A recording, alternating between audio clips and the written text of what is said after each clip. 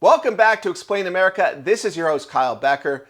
Well, color revolutionaries have been inside the United States government trying to work against the Trump agenda and to foment unrest inside the United States of America. Well, this is a real bombshell piece of video that has just surfaced, and it shows a lot of State Department officials and international actors trying to push forward a Soros-backed operation to foment unrest and rioting and even potentially a coup against the United States. Well, this new report, it lays it out bare what is going on behind the scenes. It confirms a lot of what we suspected all along. But before we get into this story, please like, share, and comment at Explain America. We appreciate your support for common sense journalism.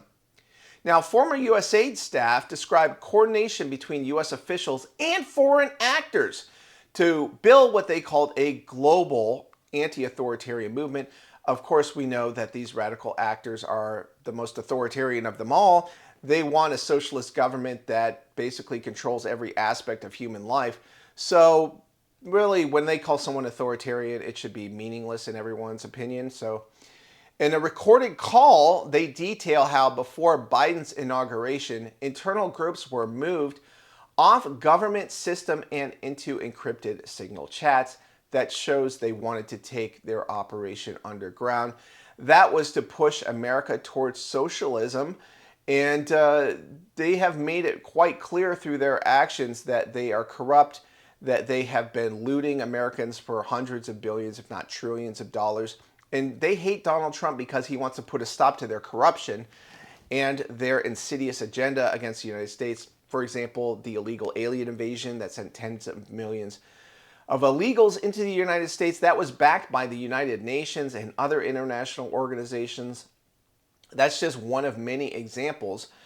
And Data Republican, she did a great job laying out a lot of this information, and she on X posted these videos that showed that NGOs, many of them foreign, were linked to Johns Hopkins and democracy-focused institutions and talked openly about their objectives to overturn the United States constitutional form of government.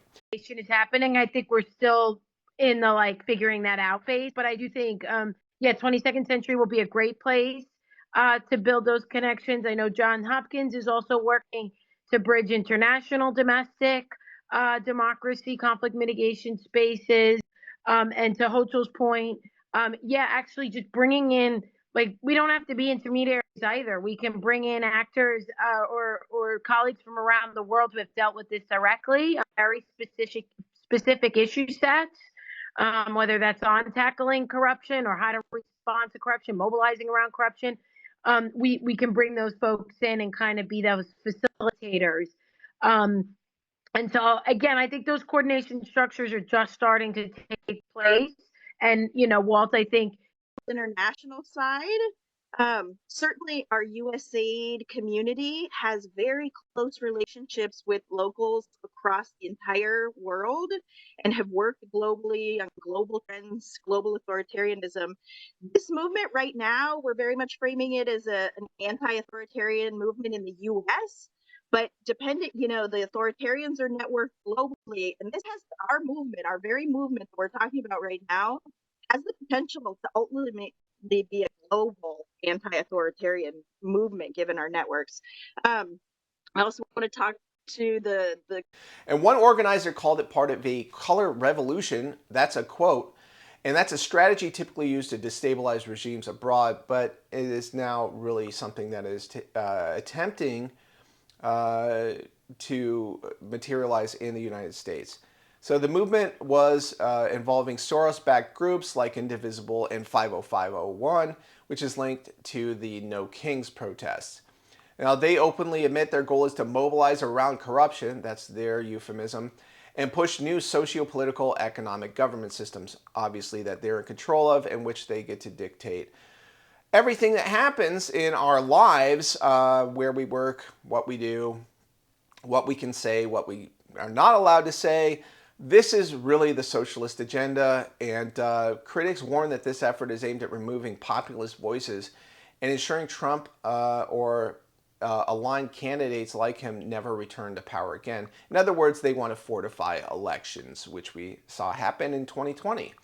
So at what point does this cross into treason? I think that's a great question. I think that when they get into violent activities such as rioting, burning Teslas, for example, or assaulting ICE agents, I think you can really start making a strong case that it is treasonous. It's about following the paper trail. I think we saw a lot of these No Kings protests and the Tesla terrorism quiet down a bit after Trump declared Antifa a terrorist organization and then threatened anyone who funded violent protests with a seditious conspiracy, other types of criminal conspiracy charges. I think you really saw this sort of die down. And I think the Democrats went more to an old school playbook where they shut down the government and then blamed the Republicans for, cutting off SNAP benefits, which didn't happen. They offered a SNAP benefit funding bill. The Democrats didn't vote for it. They offered a bill to fund the military. They didn't vote for that either. But we have a shutdown deal in progress right now. And Schumer's not happy because there have been some Democrat defections. It could lead to a standalone vote on Obamacare subsidies in December. But we'll have to see. And stay tuned to Explain America, where we'll break this down for you and invite you to weigh in with your own thoughts. Thank you very much for watching.